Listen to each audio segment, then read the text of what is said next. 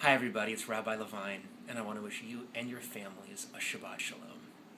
This week, we have the privilege of sitting with Ruth Messinger, who for many years was the borough president of Manhattan, and for the past decade or more has been the executive director of the American Jewish World Service. We're sitting in her office this week to find out a little bit more about their work and what Ruth has to say about this week's Parsha Emor. AJWS is a catalyst for global change in the world, and it's a Jewish mission of Tikkun Olam to change the world and to make it a better place. And that's what Ruth has been doing with her team for the past decade or more. So Ruth, it's a privilege to say hello to you. Shabbat Shalom. It's my privilege, Rabbi. Shabbat Shalom. So what's happening in the world today that Jewish people here in New York and around the country should be thinking about? Well, remember that as a Jewish people, we are commanded, probably more than any other commandment, remember the other and the stranger, because you also were strangers. And so here we have a conundrum, a puzzle today. There are lots of people who are in some ways strangers to all of us because they live thousands, tens of thousands of miles away, and they live in parts of the world that we don't learn about very often. But at the same time, of course, the world is increasingly in some ways a smaller place with web information and news about other people. And also, everything that we do, our use of the world's resources, our decisions in our government as to who to help and who not to help, influences people who are living, quite frankly, much more mired in poverty than almost anybody we can imagine.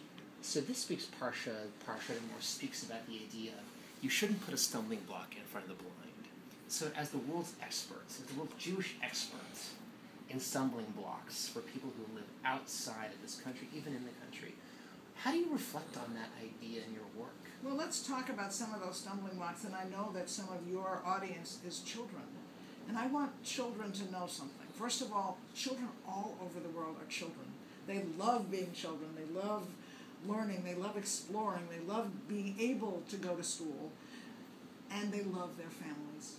And yet they have to do a level of work that, frankly, no child watching this Shabbat reading can imagine. Some children in the world spend 3 or 4 hours a day going to fetch water for their families.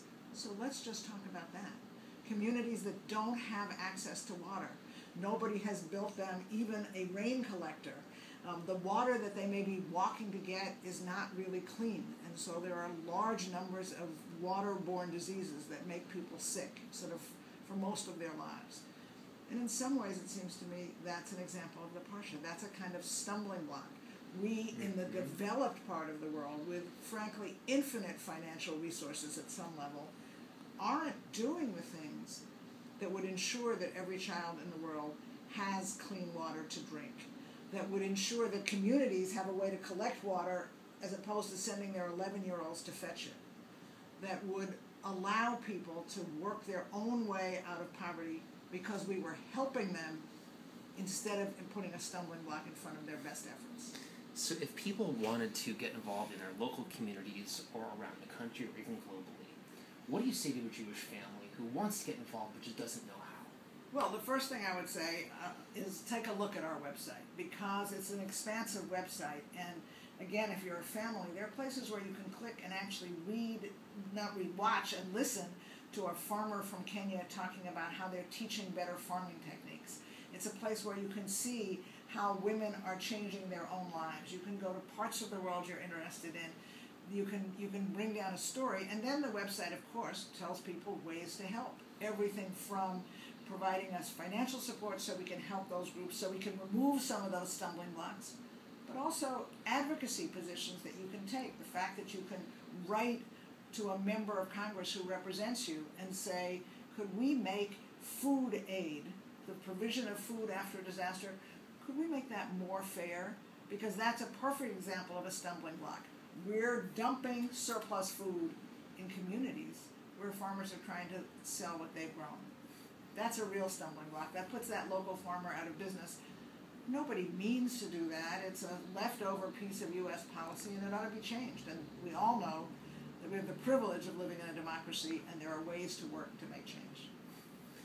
Ruth, would you come downtown and talk to our members and our families who are living downtown and share more of your wisdom and your inspiration with them? I would be honored. From some things in my past, Rabbi, I just love Manhattan. You're in a very vibrant community in Lower Manhattan, and it would be my pleasure to sort of be sharing some of the work of AJWS, some of the thinking of AJWS with your families, and learning from them the best way for us to present our work to children and their parents. Thank you, Ruth. Shabbat Shalom. Shabbat Shalom, and Shabbat Shalom to everybody watching.